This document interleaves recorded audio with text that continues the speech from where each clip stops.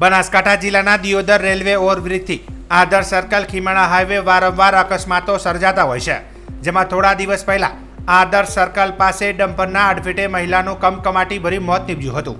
સાથે સાથે આદર સર્કલ પાસે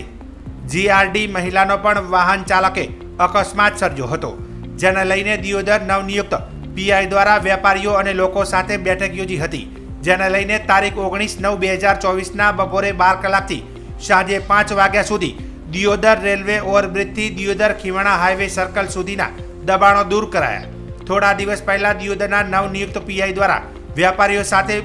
મીટિંગ બેઠક યોજાઈ હતી, જે વેપારીઓ ટ્રાફિક સમસ્યાઓને લઈને રજૂઆત કરવામાં આવી હતી। ત્યારે દિયોદર શહેર અને કોટડા હાઈવે વિસ્તારમાં ટ્રાફિકની સમસ્યાને લઈને રજૂઆત કરવામાં આવી હતી, જેમાં હાઈવે પરના દબાણો દૂર કરવા સ્વેચ્છાએ વેપારીઓને રજૂઆત કરી હતી, જેને લઈને દિયોદરના કોટડા ગ્રામ પંચાયત દ્વારા રેલવે ઓવરબ્રિજથી દિયોદર આદર સર્કલ ખીમણા હાઈવે સુધીના શોપિંગ આગળ કરેલા દબાણો દૂર કરવાની નોટિસો આપવામાં આવી હતી,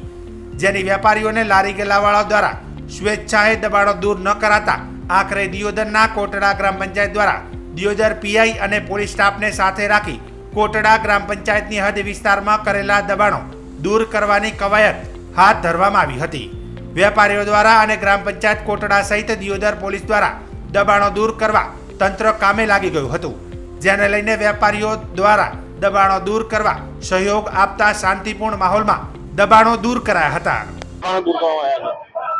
કોટડા દિયોદર ગ્રામ પંચાયત દ્વારા હાઈવે વિસ્તારમાં અગાઉ 3 મહિના અગાઉ નોટિસ આપેલી અને 3 દિવસ પહેલા પણ સામૂહિક એક મીટિંગ કરેલ અને મીટિંગમાં પણ દરેકને જાણ કરેલ કે આગળના ભાગમાં જે કંઈ દબાણ છે એ સ્વેચ્છાએ લઈ લેવા। એમનો સમય પૂરો થતા આજ રોજ દબાણની કાર્યવાહી કરવામાં આવેલ અને કાર્યવાહી દરમિયાન સુખ શાંતિથી દબાણ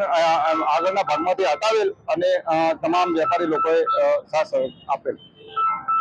કાર્યવાહી હાથ ધરી છે। આપણે જે પ્રશ્નો હતા ટ્રાફિકના કે જે મુખ્ય માર્ગ છે દિયોદર થી તે જઈને ખુમાણા ચોકડી સુધીનો, ત્યાં આગળ અવારનવાર રજૂઆત આવતી હતી કે ટ્રાફિકના પ્રશ્ન થાય છે, તો એ સંદર્ભે સૌથી પહેલા જે પણ સ્ટેક હોલ્ડર્સ છે એટલે કે બંને બાજુના દુકાનદારો છે જે આ એમની સાથે આપણે મિટિંગ કરી હતી અને એમની રિક્વેસ્ટ હતી કે સાહેબ આ દબાણો છે એ અમે બધા સંમતિથી ખુલ્લા કરવા માંગીએ છીએ, કારણ કે કોઈ એક પક્ષ નહીં, તમામ લોકો છે સંમતિથી ખુલ્લા કરવા માંગીએ છીએ, પણ કોઈ એક કરવા જાય તો બીજો ના કરે, એટલે એના કરતા આપણે પંચાયતની મદદ લઈને જેટલા પણ દબાણો હતા એ તમામના દબાણો છે દૂર કરવા માટે પંચાયતે કાર્યવાહી કરી અને એની અંદર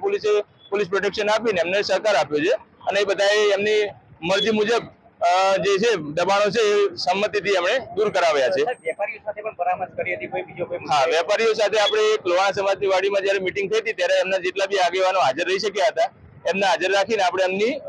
શું કહેવાય સંમતિઓ લીધેલી હતી કે અને એ સ્વેચ્છાએ આમનાથી દબાણ દૂર થાય તો એમના ધંધામાં પણ એમને સારું એવું થઈ શકે એના માટે એમણે રિક્વેસ્ટ કરી હતી, તો એ આપણે એમને આજે સહકાર આપ્યો છે।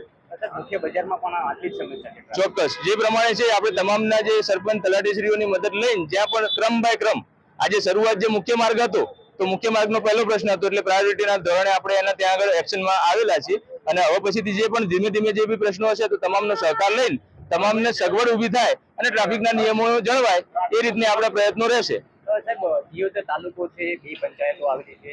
બંને પંચાયતો સાથે રાખીને આ કાર્યવાહી કરી? હા, બંને અત્યારે જેની શું કાર્યવાહી